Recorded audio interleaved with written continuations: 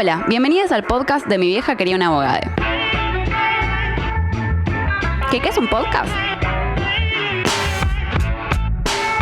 No sé, escuché el de Barsky para saber eso. Acá nosotros vamos a hablar de y a través de la sociología sobre las cosas que nos pasan en nuestras vidas. Entre nosotros y con entrevistados nos haremos preguntas que nos permitan comprender y explicar aquello que nos sucede cotidianamente. Esto es Mi vieja quería un abogado. Un podcast de sociología.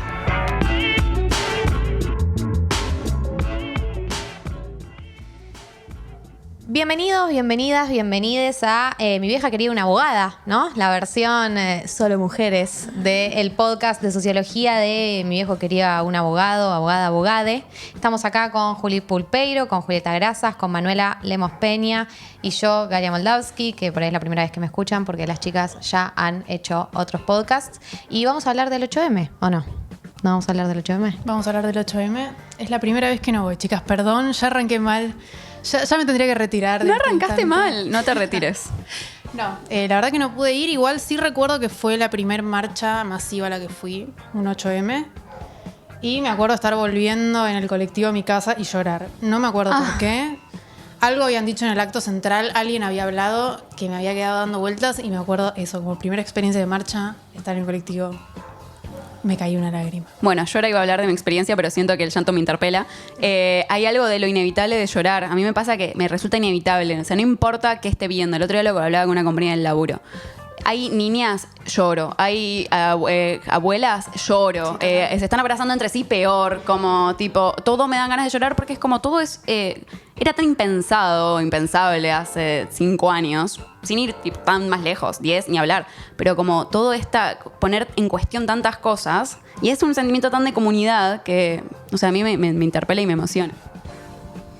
A mí me pasa con este en particular, que siento que estuvo extraño, no sé si ustedes comparten como el diagnóstico, pero siento que los anteriores había como un plan de empoderamiento colectivo que estuvo buenísimo, y ahora no digo que no lo haya, sino que siento que estuvimos más en plan reflexión, ¿no?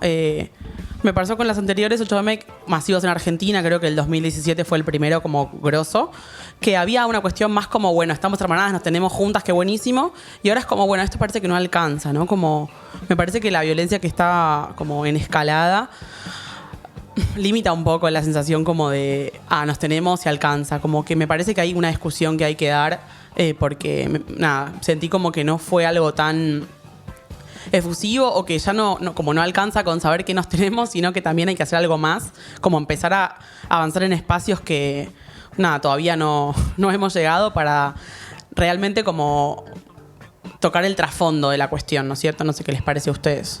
Sí, para mí hubo dos cosas. Primero, la primera que me pasó este año es que por primera vez sentí que se superponían el 8M con lo que era originalmente el Ni Una Menos, que fue también como arrancó la convocatoria en las calles, que arrancó por el tema de los femicidios y era originalmente una causa súper chica, recortada, que era, bueno, no maten más mujeres, no era el feminismo ni todo lo que atraviesa el feminismo, sino algo como súper específico y recortado.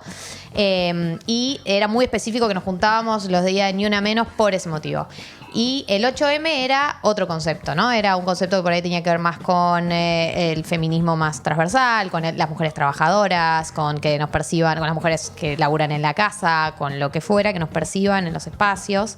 Y este 8M también, porque estuvo marcado por los femicidios que hubo este comienzo de año, estuvo muy marcado por los femicidios, por pedir en contra de la violencia, y para mí hubo algo ahí de que yo ya digo, como la marcha de Ni Una Menos, si tiene sentido seguir haciéndola, o si tiene sentido seguir diferenciándolas, o qué las diferencia, porque estuvo muy marcado por lo que era originalmente las consignas del Ni Una Menos. Y lo segundo que percibí por primera vez este año es que, así como decías, yo creo que las primeras marchas estaban más marcadas por la épica de un movimiento nuevo, por encontrar un espacio donde militar, por encontrar un motivo para tener esperanza del futuro, como que yo siento que somos una generación que se cayeron muchas de las luchas que creíamos que podían construir un mundo mejor, y apareció el feminismo y dijimos, esta es la nuestra, construyamos un mundo mejor. Y pasó un poco la épica y dijimos, bueno, nos tenemos, ok, estamos con eso, ¿y ahora qué? Digo, ¿cómo trasladamos todo esto? Y eso es como lo preocupante. Bueno, pasamos de toda esta épica a cómo se traslada, cómo se cristaliza en hechos concretos. Y creo que eso también hizo como racionalizar en algún punto la marcha, ¿no? Sí, y también esto, el hecho de que esté tan signada por los femicidios, también genera cierto, como me parece a mí, sentimiento de impotencia al mismo tiempo, ¿no? Como, bueno, estamos acá hace hace varios años ya que venimos como progresivamente levantando distintas banderas, profundizando debates, y aún así marzo tiene más muertas por femicidios que días, y entonces es como, wow, ¿qué estamos haciendo mal? ¿O qué nos falta hacer? ¿O qué sigue, digamos? ¿Qué es esto que plantean ustedes? Pero me parece que está atravesado mucho como por cierta tristeza también por las que siguen no estando, digamos, por las que siguen faltando todo el tiempo más, como que no logramos frenar eso, ¿no? Sí, tal cual, la tristeza sigue. También me parece, como decía Juli, que estamos con muchos debates, o sea, siempre, el feminismo tuvo 1 millón de debates al interior, pero yo, por ejemplo, con el contraste de lo que les cuento que fue mi primera marcha, recuerdo la del año pasado, leía carteles y había muchos con los que no estaba de acuerdo. No me acuerdo con cuáles, como para decirles puntualmente, pero me pasaba eso, que de repente leía uno y decía, che, no. O leía otro y capaz no es que me indignaba, pero decía, esto es así, ¿cómo es? Y charlaba con mis amigas, con quienes había ido, bla. Y eso, estamos con muchos debates. Eso es como que, para sumarle al análisis del movimiento, me parece que hay que ver eso. Hay que ver qué estamos discutiendo puntualmente y dónde nos paramos. Y aunque capaz no nos paramos en ningún lado. Yo hay muchos temas con los que no tengo posición tomada y estoy más en una posición reflexiva. Como decir, bueno, a ver, ¿esto cómo es? Y nada, sigue andando eso, me parece. Ahí, bueno, me parece que la bajé un poco, pero que pienso que, como por la positiva, me parece que el feminismo es un movimiento que vino para quedarse de alguna manera y que estos debates que estás nombrando como son parte de un paraguas gigante que es el paradigma nuevo del feminismo, del que la mayoría nos hicimos cargo. Es como, bueno, ok, dale, estamos acá, estamos en esta. Pero el otro día leía en un Instagram, no me acuerdo muy bien, que bueno, que el feminismo tiene tantas aristas como personas, ¿no? Como hay algunas que están por la autogestión del placer o hay discusiones, como que hay muchas discusiones que están en paralelo y está bien que cada quien también como tenga su propia discusión, porque no podríamos como abarcar todas las discusiones del feminismo, ¿no es cierto? Porque no estaríamos de acuerdo con todas, porque no podemos como hablar con conocimiento de causa de todas, y está bien también como que podamos como especificar el espacio donde tenemos ganas de pensar o laburar con eso, ¿no es cierto? Me parece que eso es lo positivo que rescato, que es un paradigma que está instaurado y que estamos en esa, pero me parece que ahora es plan como de que cada quien se haga cargo como de la parte que le toca, donde pueda aportar mejor, ¿no es cierto? Como no vamos a dar todas las discusiones porque tampoco somos todos esos sujetos como para poder saber, ¿no es cierto? Hay tantas corrientes o tantos movimientos como mujeres y disidencias existen. Entonces me parece que es súper valioso, pero que creo que pasamos a una como fase 2 de alguna manera, si bien hay cosas de la fase 1 que quedaron como sin discutir, ¿no? Como explicar todavía que los hombres tienen que lavar los platos, bueno, eso como rudimentario. Seguiremos con eso. Hay una segunda etapa en la cual, bueno, damos discusiones un poco más profundas y creo que estamos un poco en eso y que es un poco el plan de este podcast. Si alguna quiere contar un poco qué es lo que vamos a discutir en este podcast. Bueno, me parece que lo que van a escuchar a continuación tiene que ver, nosotras como mujeres sociólogas, nos interesaba charlar de cómo está atravesada la sociología por las autoras mujeres, autoras feministas o no feministas, pero mujeres, de qué manera las leemos, si las leemos de manera transversal como se leen a los hombres o solo las leemos cuando hacemos un seminario de género, de qué manera aparecen, si aparecen para hablar de lo social o aparecen solo para hablar de género. Y pensábamos, ¿no? Preguntarnos entre nosotras qué autoras habíamos leído a lo largo de la carrera, en qué contexto y cómo llegamos a ellas. No sé si alguna quiere arrancar contando. Sí, o sea, primero spoiler alert, muy pocas autoras en la carrera, sí en general hablando de temas vinculados al género. En particular en la carrera a mí me pasó también tener muy buenas referentes de sociología económica. No sé si es en nuestra casa de estudios, como decían mucho en la facultad, están bueno Ana Castellani, Paula Canelo, que son como dos de las grandes referentes hoy en día de la sociología argentina. Entonces ahí como bueno, esto quizás se escapa a la regla. Sí me pasó. La mayor cantidad de otras mujeres que leí fue en materias específicamente de género, teorías. Sí, tal cual. Eso es como... que es también el debate de, ¿no? Como cuando se arma el Ministerio de la Mujer y vos decís... buenísimo, avanzamos, pero no queremos estar reducidas a un nicho. Claro. Digo, tiene que ser transversal. No está bueno, tipo, bueno, les damos el ministerio y se quedan tranquilas las chicas. Lo mismo con esto, digo. Como si fuera el una temática objetivo- separada. Claro, no es que, bueno, entonces las chicas del ministerio hablan entre ellas, para ellas, y no. Nosotros queremos estar en los espacios que están, queremos estar en Socio 1, queremos estar en Queremos historia una sociología argentina, general. digamos. No queremos que ser un nicho que armamos nosotras, lo consumimos nosotras y somos Y solo nosotras. hablamos sobre género, además, como si el género se redujera a sí mismo, digamos, como si el género no pudiera estar hablando de un montón de otras cosas. Algo que iba a decir, cuando hablábamos de, bueno, sociólogas argentinas en particular, uno googlea, a mí me pasó esto, yo googleé sociólogas argentinas, porque de hecho, un poco de pudor me da, pero conozco muy pocas. El primero que aparece es Pablo Alabarces. Real. Tipo, sociólogas argentinas. Pablo Alabarces. Darío Pedro Alessandro. Carlos Altamirano. Y ahí recién aparece Sonia Álvarez Leguizamón. Después Agustín, Aníbal, Eduardo. Y al final Alcira Argumedo. Te tira 10 y 8 son tipos. Y googleaste específicamente sociólogas argentinas. O sea, eso habla de una cierta invisibilización, tipo, como evidente. Además del hecho de que somos sociólogas mujeres comprometidas con la cosa del feminismo y tuvimos que googlear cuántas mujeres autoras en nuestra disciplina existen. Y es como, a mí también me dio un poco de pudor y después me di cuenta de que la culpa no es nuestra, sino que tenemos un plan de estudio, una academia, una carrera que no está pensando en eso. O sea, me parece que no debería ser una tarea de la socióloga egresada, graduada, o ni siquiera de los sociólogos, o sea, de ningún graduado de la carrera de sociología o de ciencias sociales en general, tener que empezar a buscar a dónde hay una mujer por ahí escribiendo un paper, como si no lo subiera además, ¿no? Porque me parece que el problema en realidad es el reconocimiento, no es que la ausencia. Pero nada, eso, asumimos que tuvimos que googlear para este programa y no nos hace muy felices. Sí, asumimos la tarea de que esto, bueno, nada, empezar a laburar un poco más con el trabajo de las mujeres, como tratar de hacerlo un poco más visible, aprendiéndolo, porque realmente no lo sabemos. Sí, es como que hay que hacer ese esfuerzo, ¿no? De repente tenés que ponerte a googlear y leerte 3 hojas de Google. Pero bueno, me parece que el objetivo tiene que ser, como decía Galia, que vos mañana te compres un libro que se llame cualquier cosa, Revolución Rusa, y entres a ver mujeres que escribieron, que lucharon, que hicieron... O sea, llegar ahí, llegar a todo. Pero es cierto que a veces hay que empezar como entre nosotras, para nosotras, pero sin perder ese objetivo que es como ir por todo, me parece, y aparecer en todos lados. Aparte, es como, a mí me pasa que cuando busco, leí muy poco en la carrera, como todas coincido, cuando empiezo a buscar para escribir yo una monografía, ahí empiezan a aparecer papers de CONICET, ahí aparecemos, ahí estamos, porque somos muchas graduadas y muchas estudiantes. Exacto. También eso contrasta un montón. O sea, ¿por qué si nosotras queremos estudiar y queremos meternos en una disciplina, no nos encontramos? ¿Por qué no leemos mujeres? ¿Por qué no nos leemos? Es como casi una locura. Total. Es que es eso, no es que no existan, están invisibilizadas, estamos. Incluso, googleando también, y viendo como maestras o madres de la sociología, se encuentran mujeres súper grosas que han trabajado las mismas temáticas que trabajaba Marx, que trabajaba Weber, incluso fundadoras de un partido fabiano, que fue como acá tiene un dato, que fue como el precursor del Partido Laborista. Era una mina. Y nadie sabe su nombre. Yo lo googleé, no me lo acuerdo. O sea, podría hacer el trabajo de googlearlo, lo voy a hacer para decirlo eventualmente. Pero... Y eso no se reconoce y estuvo en la estructura fundadora de lo que después trasciende como lo épico de la cuestión social. Y no sabemos quién es. Es un poco ese dicho que dice que detrás de todos los anónimos seguramente hay muchas mujeres, ¿no es cierto? Hoy estaba leyendo un artículo de Dora Barrancos, que bueno, es una mujer argentina, pensadora de... Hoy estaba leyendo sus títulos, pero no me los acuerdo. Que escribe un artículo de CONICET.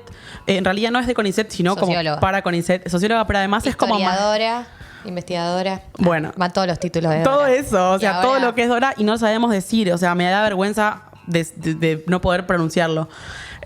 Estaba leyendo un artículo que se llama Mujeres en la Sombra, que ella charlaba que en realidad en Argentina la tasa de mujeres universitarias era muy alta en relación a otros países, pero que el problema seguía siendo la invisibilización, ¿no es cierto? Como que, bueno, sí hay un montón de graduadas, pero lo que pasa es que no son reconocidas sus trabajos, ¿no? Y ahí otras cosas que aparecen también es que hay una diferencia abismal, o sea, una brecha muy grande entre la cantidad de graduadas y la cantidad de mujeres que ocupan cargos de decisión en las universidades públicas, por ejemplo. O sea, como que están subrepresentadas de alguna manera, ¿no? La cantidad de estudiantes que hay mujeres, sobre todo en ciencias sociales, que son disciplinas asociadas al trabajo de las mujeres de alguna manera. Y también estaba pensando, Dora en su artículo, no estaba pensando yo, pero decía que el CONICET es una estructura que, si bien entre 2003 y 2015 tiene una política expansiva que hace que un montón de mujeres formen parte del cuerpo de investigadores del CONICET, los cargos altos suelen ser de varones. Igualmente hay muchas mujeres que entran, pero lo que está diciendo es que todavía, como el sistema piensa la productividad sin pensar a las mujeres como un sujeto, por ejemplo, gestante, ¿no es cierto? Entonces, como que, bueno, la maternidad es una situación y no es una problemática, no tiene por qué serlo, pero dice, bueno, para estar a la altura de la producción que pide el CONICET para tener el cargo más alto, vos tenés que, por ejemplo, resignar ser madre, como si, o sea, discutamos el rol de ser madre y mujer, ¿no? Eso no estoy poniendo como diciendo hay que ser madre, sino estoy diciendo como que es una realidad y la estructura académica no lo está como pensando, como que hay que masculinizar de alguna manera el recorrido de la trayectoria vital para poder ser investigadora. Es como, ¿qué nos pasa? Bueno, pasa en muchos ámbitos la idea de que hay que masculinizarse para crecer, ¿no? Digo, eso es una constante. Masculinizarse, o sea, desde el estilo de hablar, el estilo de moverte, la manera de hacer política y también los temas que tocas. Es como que porque si no pareciera, no sé, por ejemplo, el otro día leía también de cómo muchas veces las mujeres pensamos y repensamos el mundo de las relaciones y los vínculos, ¿no? Estamos todo el tiempo hablando y repensando los vínculos y los vínculos y los vínculos. Y por ahí los hombres no están formulando teóricamente sobre los vínculos. Que estamos sacando, de los últimos años, que sacaron libros y temáticas sobre los vínculos, somos nosotras. Y ellos, en cambio, discuten el poder real, ¿no? Ellos discuten el poder, ellos discuten la sociedad, ellos discuten la distribución de recursos, ellos discuten lo real, lo concreto, la superestructura, ¿no? Ellos y también eso, como masculinizarse en el sentido de qué temas discutimos, porque por ahí de nuevo se vuelve a nichizar, vamos a inventar una palabra, nichizar en el sentido de volverse nicho, de que incluso cuando estamos formulando teóricamente no formamos parte de los espacios de discusión que son los hegemónicos en el sentido de que es lo que se debate del país y el mundo, ¿no? Cómo se construye el poder, por ejemplo. Es que se reproduce la división sexual del trabajo en ese sentido, hasta en lo que piensan los que están pensando, ¿no es cierto? Como, bueno, los hombres discuten cosas de economía y las mujeres discuten cómo las, tareas domésticas están subrepartidas, o sea, como, ¿por qué? No digo que las mujeres solo discuten eso, pero lo que repercute, o sea, lo que está vacante, es que las mujeres discutamos cuestiones como de mujeres, ¿no es cierto? Como volver a pensar que tenemos asociado una función y que tenemos que, bueno, obviamente investigar al respecto, como si no pudiésemos discutir, como dice Galia, de política o de economía o lo que sea. Yo siento que sí, y de hecho, igual, bueno, esto que decíamos, hay referentes que están discutiendo eso, pero también hay algo de, al ser el sujeto oprimido, muchas veces en esas relaciones que empezamos a detectar y a teorizar, hay algo de la necesidad de decirlo y de que se nos escuche, ¿no? Quizás sí, creo que un poco como retomando lo que decíamos al principio de las marchas y bueno, que hoy estamos dando otros debates y profundizando en otras cuestiones, es momento de empezar también como, bueno, sí, a visibilizar a las que ya lo están haciendo, digamos, y también a que nosotros nos sintamos habilitadas a discutir cualquier temática. Pero creo que viene un poco de este lado, como bueno, empezamos a hablar de los vínculos porque somos las que los padecimos en algún punto, empezamos a hablar de la distribución doméstica porque sigue sin suceder, digamos, el trabajo doméstico sigue sin estar reconocido, entonces como hay algo de tener que decirlo, la necesidad de decirlo, me parece que viene vinculado un poco a eso, el surgimiento de, pero sí, coincido totalmente, no hay que nichizarnos. Me encanta esa palabra, ahora la voy a usar en la vida. Es que yo creo que lo que tenemos que instalar es que la perspectiva de género tiene que estar, es como esto, políticas públicas. La realidad es que hoy tenemos brecha de género, brecha salarial, tenemos brecha por todos lados, entonces es como que cualquier cosa que se discuta, pobreza, alimentación, hábitos de cualquier cosa, tenés que cruzar la variable. ¿Vieron cuando metíamos como, bueno, qué variables agarramos? Total. Cruzar género, porque la realidad es que empieza a saltar. Tenés trabajo informal, trabajo, qué sé yo, siempre tenés que meter género. Y bueno, es de vuelta a lo que decíamos del esfuerzo. Si no lo hacemos nosotras, ¿quién lo va a hacer? Entonces, vamos por ahí, me parece. Bueno, un poco, capaz ahora ya me pongo autorreferencial, no sé si es la idea, pero antes de hacer el programa hablábamos entre nosotras como, bueno, también al no haber encontrado espacio espacios efectivos donde nosotras podamos volcar toda esta urgencia de meter el género en todos lados, porque efectivamente está, en realidad es reconocerlo y empezar a problematizarlo, y como buscamos nuestros propios nichos, de nuevo la palabra nicho, este programa se va a llamar nicho, y a mí me pasa que, justo me hiciste acordar, Juli, porque yo trabajo en antropología urbana, en el gobierno de la ciudad, con las 1000 cosas horribles que tiene, y un pinkwashing en el gobierno de la ciudad horrible. Bueno, al margen de eso, nosotros empezamos a cruzar todo lo que hacíamos, empezamos a cruzarlo por género, porque la ciudad no la viven de la misma manera los hombres que como la viven las mujeres, ni hablar de la población trans que no está ni siquiera en las estadísticas. Pero, y hay resultados diferenciales, o sea, a nosotras la nocturnidad nos cuesta muchísimo más porque es mucho más amenazante. Y son cifras que si uno no realiza esos cruces, no existen. Entonces, de nuevo, es la visibilización de eso, ¿no? Como el reconocimiento de... Para mí también, bueno, en esto que hablamos de nombrarnos y leernos, para mí hay algunas sociólogas que está bueno que las nombremos ya que estamos acá. Mariana Gené sacó un libro hace poco de la rosca política. Es una mujer discutiendo política, discutiendo la rosca, que es un espacio muy de hombres. Acá Juli que sabe el tema, nos puede explicar y contar mejor. Sol Prieto, que estudia sociología de la religión. Ana Castellani, que ya la hemos nombrado, ahora labura en el Estado. Hace poco Mariana Lucy, que también es una socióloga, sacó un libro con Ariel Wilkis sobre la historia sociológica del dólar. Digamos, es como socialmente por qué el dólar tiene el peso que tiene, el dólar y el peso, digamos, en la sociedad, digamos, y por qué tipo colapsamos cuando pasa algo con el dólar. Está bueno porque es una mezcla entre sociología y economía, una lectura que está buena. Son algunos de los nombres, bueno, la honora Adora Barrancos, algunos de los nombres también, mujeres sociólogas que debaten otras cosas que no tienen que ver solamente con el género, pero que está presente, ¿no? en sus lecturas, y como esperemos que empiece a estarlo en todas las lecturas. Ahí por ahí pensar la importancia de que la perspectiva de género sea transversal, ¿no es cierto? Porque está, o sea, obvio que hay mujeres pensándolo, está increíble que suceda, pero hay una cosa, esto que decía Manu antes, de, bueno, ¿quiénes son las madres de la sociología o quiénes son las madres del pensamiento social que nos permiten pensar la estructura social que conocemos hoy en día, ¿no? Porque siento que estamos como en la posmodernidad, lo cual nos parece que está bien, pero estamos pensando cosas sobre lo que está pensado, ¿no? Como la estructura ya la pensaron hombres antes. Y es como, está buenísimo, no vamos a como volver a revisar esas cuestiones seguramente, pero digo, hay un espacio ahí, hay algo que revisar, que deberíamos pensar.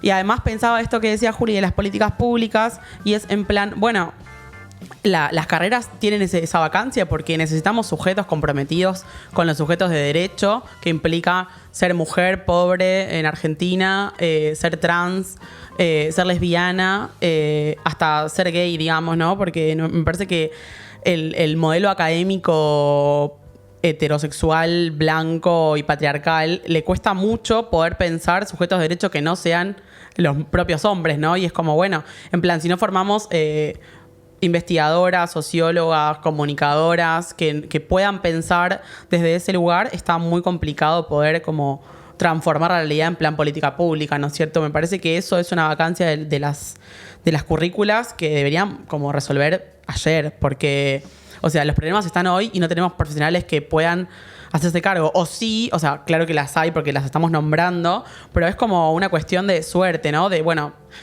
a mí me parece que esto es interesante, entonces trato de formarme y tengo que googlear sociólogas argentinas porque no sé a dónde recurrir. Y nada, me parece que eso como sistémicamente es un problema real que deberíamos como emprender realmente dije muchas veces la palabra real, perdón, emprender como una cruzada por eso, como cómo no estamos indignadas. O sea, ¿qué son los padres de la sociología? ¿O son los padres de todas las demás cosas? Me parece que es algo tremendo.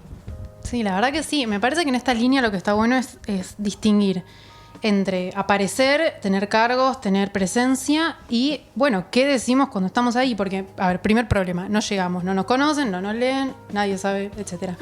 Segundo problema, ¿cuándo llegamos? Cruzamos variable, metemos, ¿cómo se dice?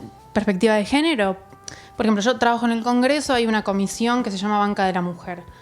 Bueno, las leyes giran a comisiones que son temáticas, bla, bla, bla. Y hay una donde están todas las senadoras. En los demás hay senadoras o senadores, pero es como por interés. Qué sé yo, a presupuesto va el que le interese más la economía, etc. Y ustedes dirán, Banca de la Mujer, sacamos ahí unas leyes, hay unos debates de locura, de que están a la vanguardia del universo. Y no, Hay senadoras que están en contra de la legalización del aborto, muchas. Hay un montón que, a ver, qué sé yo, son mujeres distintas como todas, son políticas que tienen diferentes trayectorias. Y bueno, es eso, hay que distinguir, es como llegás y después ¿qué haces? Hay una entrevista que le hacen a Simone de Beauvoir que a mí me gusta mucho, en el 76, a raíz de que publicó El Segundo Sexo. La entrevista a un hombre, un militante, activista, qué sé yo, y ella le dice, bueno, mira, las mujeres empezamos a militar mucho a partir del Mayo francés contra el capitalismo, contra el imperialismo, notando esa opresión, qué sé yo, re contentas. Llegamos a un partido, llegamos al Partido Comunista, llegamos a la izquierda, qué sé yo, y de repente ahí tus compañeros que entendían sobre la opresión del proletariado, que entendían de un montón de desigualdades, te mandaban a que les traigas el café o hacías tareas de dactilografía, o sea, las tareas que hacías en cualquier lado. Y entonces, bueno, hay que llegar y cuando llegas hay que dar el debate, o sea, es todo muy, muy trabajoso. Tenés que ponerte a hablar de cómo nos tratamos, qué violencias hay, qué queremos hacer. Me parece que está bueno siempre distinguir esas dos cosas, porque a veces, qué sé yo, viste, tenés una presidenta de acá, presidenta de allá. Bueno, ok, buenísimo. Primer paso. Segundo paso, las políticas. Total. Un poco lo que decías me hace acordar como, bueno, quizás no es necesario que nos ahondemos en los debates de los comienzos del feminismo y las olas, pero como que siempre está presente igual esa tensión, ¿no? Como, ¿qué es lo más importante? Siempre reconociendo la opresión, bueno, siempre termina como pareciendo que hay otras opresiones que son más importantes y en realidad adoptar un poco, bueno, acá empezamos como con los conceptos que aporta el feminismo, pensar lo social, la interseccionalidad, digamos, nos cuesta mucho porque siempre estuvo pensado de forma dicotómica la cuestión social y entonces el feminismo viene a aportar esta idea de, bueno, lo que decía Juli, no solo son hombres pobres, hay mujeres pobres inmigrantes, hay mujeres pobres trans inmigrantes y hay un montón de intersecciones. Se acumulan las desigualdades, se acumulan, y por eso es importante también aportar estas categorías para pensar lo social. Nosotros no estamos diciendo aportemos a categorías del género para pensar a las mujeres o para pensar a las disidencias o para pensar solamente a las lesbianas o las trans. Son categorías que aplican a lo todo. Usar el concepto de interseccionalidad en la política y en la manera de pensar políticas públicas aporta de manera global. Es un concepto que aporta, es un concepto que sirve y es un concepto que trajo el feminismo, y en ese sentido abrir las puertas y que genuinamente formamos parte también es diversificar categorías, es poder pensar más amplio y como lo decía recién también Manu, cuando hablábamos de la manera dicotómica del mundo, o sea, lo mismo con la ruptura del binarismo, puede haber 1000 conceptos, el feminismo es verdad que el feminismo no inventó las rupturas del binarismo, pero sí desarrolló de manera muy interesante y la explicación de por qué romper el binarismo y lo mal que nos hizo para pensar el mundo. ¿Durante cuánto tiempo pensamos el mundo de manera binaria? O sea, la Guerra Fría, o sea, comunismo, capitalismo, sí, hombre, mujer, a tanto se aplicó durante tanto tiempo, tantos teóricos y teóricas pensando el mundo de manera binaria, ¿a qué nos llevó? ¿Y qué es lo interesante de romper con ese binarismo? Y todos los grises y todas las opciones y el mundo de posibilidades que se abrió cuando entendimos que había muchas cosas en el medio, que había otras maneras de vivir, no solamente la sexualidad o la identidad de género, sino la política, sino las identidades políticas también. Entonces, ¿cómo perdimos el tiempo dejando afuera todas estas ideas cuando podríamos haber sido mucho más fructífero? Para mí hay una cuestión también binaria, y ahí me pongo autorreferencial. Yo, militante política del peronismo, creía hace un tiempo, y con mis compañeras creíamos, que primero había que salvar el hambre en Argentina para después pensar el feminismo como problema, ¿no? Como sin justicia social no puede haber feminismo porque ¿quién puede pensar en igualdad cuando hay niñas que no comen? Y es como, en un momento dado, bueno, nada, esto que decíamos, ¿no? Que se instaló el feminismo, por suerte, al calor de las marchas, las luchas, las que la vieron antes y la empezaron a pensar, de estas mujeres que ya están discutiendo estas cuestiones, que es totalmente al revés, como si no discutimos la estructura patriarcal, es muy difícil que haya justicia social, en plan, esto, no es lo mismo ser mujer pobre que ser hombre pobre, trans, migrante, etcétera. Pero además, como aplicamos, para mí perdimos tiempo porque pensamos que había que primero atacar otras cuestiones como de primera necesidad, como si hubiese una temporalidad en los flagelos que alojan la Latinoamérica, digamos, con todo lo que implica la desigualdad, ¿no? Como si todas las desigualdades no fuesen la misma cosa, o en realidad no tanto, pero si no tuviésemos que pensar ahí, primero, que es un privilegio, ¿no? Como poder empezar a pensar desde el punto número 1 para poder entender que la justicia social era imposible si no entendíamos que había una estructura que hacía que las mujeres sean obviamente las más golpeadas por la desigualdad. Para mí es como otra cosa que habría que discutir al modelo político que por supuesto es súper patriarcal y es expulsivo para las mujeres y siempre deja no solamente en el mayo francés sino todavía en la Argentina a las mujeres para las cuestiones como de segundo plano, ¿no es cierto? ¿Y por qué pensábamos que era accesoria esa violencia, no? En serio le pregunto, como, ¿por qué pensábamos que...? Digo, que me parece que esa es la viveza del patriarcado, que la verdad que se lo comieron todos los regímenes sabidos y por haber, porque está desde tiempos inmemoriales. Pero realmente lo naturalizado que tenemos, decir, bueno, esto sí es grave, me molesta, pero bueno, pero sigo, pero pasa. Y pasó, bueno, mucho con estas situaciones de abuso, de violencia, que de repente empezás a hacer memoria, empezás a decir, che, esto que me pasó, ¿y por qué pensaste que no era tan grave, que capaz no había que hablarlo? ¿Por qué? O sea, ¿por qué? Para mí es esto que decía ella de haber habido que masculinizarse para ocupar algunos lugares, ¿no es cierto? Y ahí de vuelta me pienso como militante y es como yo siento que para tener un poquito de voz tuve que adoptar una energía súper masculina, como dejar atrás todo lo femenino, todas las discusiones femeninas que hoy en día me parecen las más importantes para que estar sentada en una mesa chica para tomar algún tipo de decisión. O sea, como sin eso, si uno plantea, o sea, como que siento que había que llegar primero, como decías antes, para poder discutirlo, pero en el medio nos cansamos, como bueno, ya pateo el tablero, no quiero discutir más con esta gente que no... Perdón, mis compañeros, ¿no? Pero bueno, que no estaban a la altura de discutir lo que había que discutir, digamos. Como tuvimos que masculinizarnos para ocupar espacios y cuando ocupamos espacios quisimos feminizarlo. El otro día vi un afiche que decía que había que feminizar la utopía. Me parece que es un poco eso, ¿no? Como bueno, siento que el mundo conducido por mujeres tiene un lugar un poco más feliz de alguna manera y me pongo como súper positiva, pero es un poco en ese plan, ¿no? Como los hombres hacen todo lo que no nos gusta. Es que yo creo que en un punto nos dimos cuenta de que no alcanzaba lo que una pensaba. No es que voy a hacer oír mi voz. Y sí, querés hacer oír tu voz y la verdad es que no sos un tipo y hay algo que de repente hay que notar. Pasa mucho con las mujeres que vieron que siempre está el comentario sobre lo físico, siempre es bueno. Siempre. Alguien publicó un libro, es linda, qué sé yo, y es como... ¿Y a ¿Qué me importa?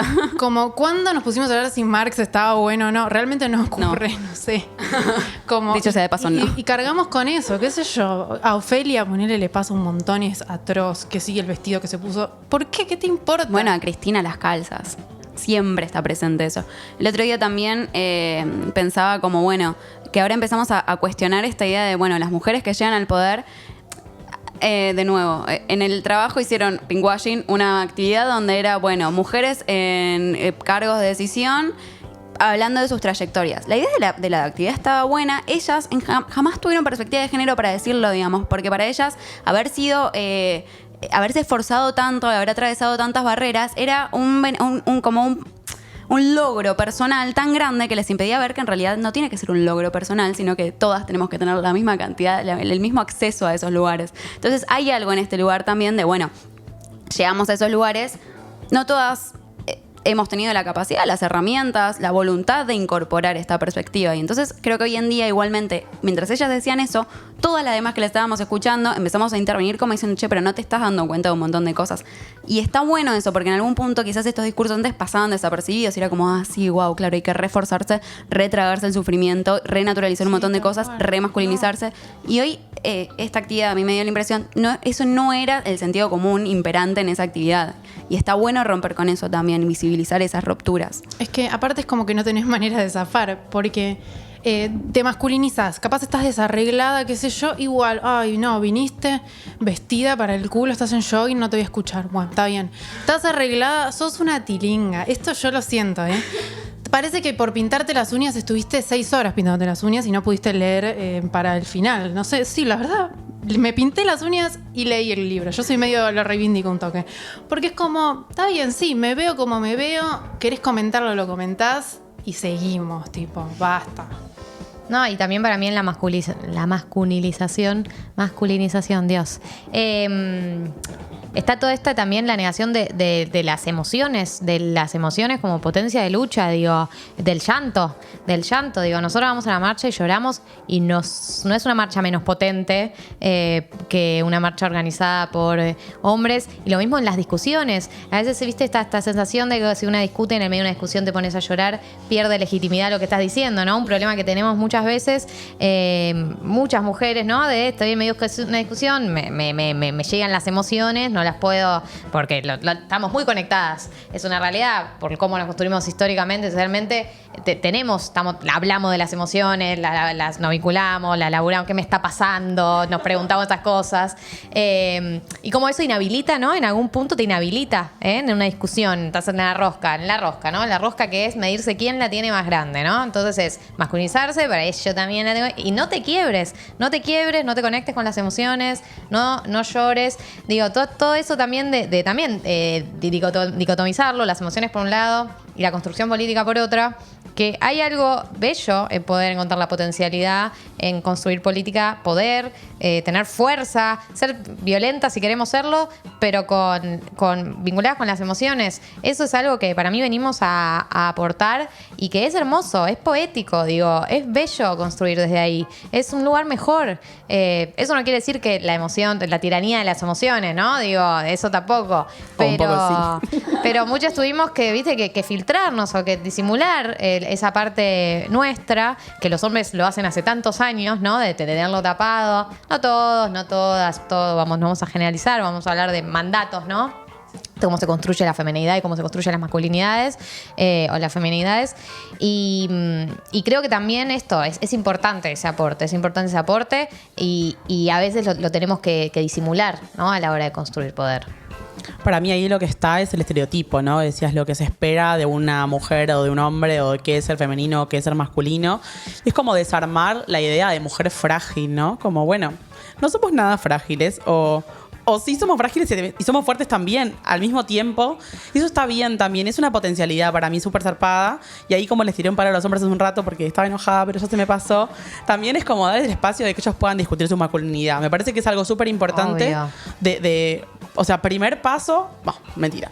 Pasos que dejamos atrás, que capaz, bueno, vamos a ver qué hacemos con los hombres que no lavan los platos, pero además, como creo que es hora de empezar como avanzar un poco en los casilleros de la discusión, y ahí vamos a traer a una persona que queremos un montón, que es una youtuber que se llama Paulina Cocina, que es socióloga, la traemos aquí. Por supuesto. Que después voy a contar una cosa respecto de ella, anecdótica, que viene al caso, pero que está planteando en unas historias que nada, como qué cuestiones de ser hombre te limitan, o no, como cuándo te sentís mal por ser hombre. Y surgen espacios, bueno, ¿no? Como, bueno, cuando tengo que hacer que me gusta el fútbol y no me gusta, cuando, etcétera. Después mírenlas, están destacadas. Pero lo que ella plantea es la importancia de poder empezar a incluir a los hombres en esta discusión, porque evidentemente no, pero digo, las mujeres solas no vamos a poder hacer eso, y además como es una carga que tampoco tenemos por qué llevar, ¿no? Es una discusión de todos. La sociedad patriarcal es un producto de todos, y también la solución está como en conjunto. Y ahí de Paulina tiro como alto de color, que en realidad su nombre pareciera ser Carolina Puga, pero como ella empezó su canal de YouTube estando haciendo un magíster en España, necesitaba como que su academicismo no se vea como, ¿no?, en discusión. Ensuciado por la cocina. Porque cocina y youtuber. Y nada, se cambió el nombre con un anagrama que terminó siendo Paulina Cocina. Pero bueno, nada, como que ella tuvo que cambiar su nombre para que su tesis creo que era como de migrantes de costa de Europa del Este en las personas gestantes. Bueno, no sé muy bien cómo era la cuestión, pero la mira es muy grosa y tuvo que cambiar su nombre porque sentía que cocinar y hacerlo bien y ser divertida y hacer todo lo que hacía no podía combinar con la academia. Es una locura que además como que está bueno porque no sé si la siguen, pero tira cuestiones como, bueno, cocinar para tu marido, ese patriarcado, todo bien, nos encanta cocinar, pero bueno, también lo puede hacer tu marido alguna vez. Bueno, tu marido también, ¿no? Que binario todo, pero ya. Lo que quería decir en realidad es que Paulina trajo esta discusión y lo valoro porque creo que tiene mucha llegada a personas que quizá desde la academia no tenemos. Y es como, bueno, hombres también hablen, o sea, ¿no? ¿Qué pasa con esto? ¿Qué nos pasa con lo que está pasando? O sea, se matan minas todo el tiempo y ustedes ¿qué es lo que están haciendo con su masculinidad, con el feminismo, ¿qué es lo qué van a hacer, ¿no? ¿Cómo se van a parar frente a eso? Bueno, el tema de que ahora parece que ya todos lo olvidamos, todos y todas, olvidamos lo de los rugbyers porque la vorágine mediática funciona así y ahora todo es coronavirus. Dicho sea de paso, este podcast se está grabando mientras ocurre una tremenda pandemia a nivel mundial. Pandemia. En un punto invitó a cuestionar la masculinidad, igualmente sin olvidar que fue porque una patota de chabones mataron a un chabón. Cuando había habido 1000 casos de rugbyers violando minas, matando minas, como al margen de eso, digo, o bueno, resaltando eso, sin olvidar eso, se empezaron a cuestionar, en algún punto empezaron a surgir como, bueno, el cuestionamiento al mandato de la masculinidad hegemónica. Me parece que justo me hizo acordar esto que vos decías, Juli, de Paulina, que tiene que ver con eso, como, bueno, su tarea es, o sea, bueno, no sé, pero sí, su tarea es... Dejen de meterse en nuestros debates y empiezan a llevar adelante sus debates sobre sus masculinidades, digamos, ¿no? Como... Sí, no, y también, digo, ya hablando como también de esto, de lo propositivo, ¿cuáles son estos debates? Digo, Paulina trae un debate que para mí es un debate muy contemporáneo sobre el vínculo que tenemos el feminismo con los hombres, ¿no? El rol de los hombres en el feminismo. Y para mí hay algo importante sobre lo que plantea Paulina, que es, digo, ya pasamos el momento más, la épica del feminismo, el cállense, hombre, cállate. Digo, hubo todo un momento de hombres, cállense, no opinen, qué sé yo. Ok, lo pasamos, entendió el mensaje. Digo, ahora es momento de empezar a invitarlos a discutir desde otro lugar, pero invitarlos, digo, invitarlos es ser amable, es, che, ¿en qué la están pasando mal? Y en qué están pasando mal y de qué manera lo están hablando y charlen entre ustedes, pregúntense entre ustedes. Yo el otro día hablaba con mi hermano que me decía, no sé, la estaba pasando mal por un vínculo con una piba y iba y le contaba a un amigo y el amigo tipo, cállate, qué sé yo. Y le decía, necesito tener con quién hablarlo, digo, es un ejemplo muy micro, pero digo, como cómo construimos la masculinidad y lo difícil que debe ser para ellos también encontrar un espacio para hablar de estas cosas, para hablar desde de las emociones hasta los mandatos, hasta no me gusta el fútbol, hasta quiero bailar. Digo, hay tantos mandatos como hay para mujeres, hay para hombres. También que empiecen a generarse sus espacios para su bienestar. Digo, porque a nosotras nos trajo una carga enorme que nos sacamos de encima, encontrarnos en el padecimiento de esos mandatos, darse cuenta que eran mandatos, darse cuenta que no estábamos solas, darse cuenta que una piba en Jujuy y una piba en Capital Federal y una piba en Tierra del Fuego estaban sufriendo algo en común y era como, no soy yo, esto está pasando a nivel macro, gracias. Vívanlo ustedes también porque es una experiencia epifánica. Es increíble encontrarte con otros en el padecimiento de estas cosas y en de qué manera desarmarlos. Eso creo que es una de las grandes deudas que tenemos sobre la manera que comunicamos el feminismo y el rol que les ponemos a los hombres. Creo que ya se entendió que no son los protagonistas, pero sin embargo los necesitamos y es imposible sin ellos. No, y aparte, lo maravilloso de lo que plantea Paulina, sí, voy a seguir con Paulina porque me parece que nos hizo el podcast, es que ella dice, ok, júntense y hablen desde la opresión que ustedes sienten del patriarcado y no desde los privilegios, porque de los privilegios es más difícil. Digo, todas nosotras 4 también tenemos otros privilegios y cuesta ponerse a hablar de eso, cuesta identificarlo, cuesta identificar, por acá la hago mal. Entonces, bueno, todo bien, ya llegaremos a eso, arranquemos por hablar de sentimientos, porque después los hombres necesitan hablar de sentimientos y hablan con nosotras. Y queda siempre ese hueco ahí. Entonces, para mí es clave. Yo sí puedo hacer un llamamiento a los hombres, aparte de usen forro, es júntense con sus amigos y hablen. Se mandaron hablen. Tuvieron una idea, un pensamiento, una cuestión, una vulnerabilidad, algo que los está molestando, hablen con sus amigos, júntense a hablar y empecemos a cambiar esto. Paulina decía también, uno que diga, no me gusta el fútbol y lo miro obligado y van a salir 15. Entonces es así, arranca y es liberador, es como dice Galia, va a ser liberador. Yo ahí quiero retomar un poco lo que dice Galia en plan mandato. O sea, ¿qué es el mandato si no el sistema social corporalizado en trayectorias vitales, ¿no es cierto? Como, ¿qué es el mandato si no es lo que hacemos con lo que esperan de nosotros, por ejemplo? Siento que en la medida en que no haya mujeres escribiendo sobre el mandato de la masculinidad y la feminidad y la opresión, va a ser muy difícil encontrar, o sea, como esta cuestión de, nos encontramos acá en Jujuy, o sea, nos encontramos porque no teníamos ningún como espacio donde previamente entender que no era una cuestión como de suerte que haya otra persona que le pase lo mismo, ¿no? Como que no había ninguna conciencia de lo sistémico que era el patriarcado, la opresión, la violencia, como las miles de maneras que tenemos para nombrarlo. Me parece que eso es una deuda grave y que vamos a tratar desde este podcast de asumir de alguna manera, de empezar a pensar un poco más estos temas desde la perspectiva feminista o desde las mujeres, o sea, sin pensar en el feminismo, pero sí.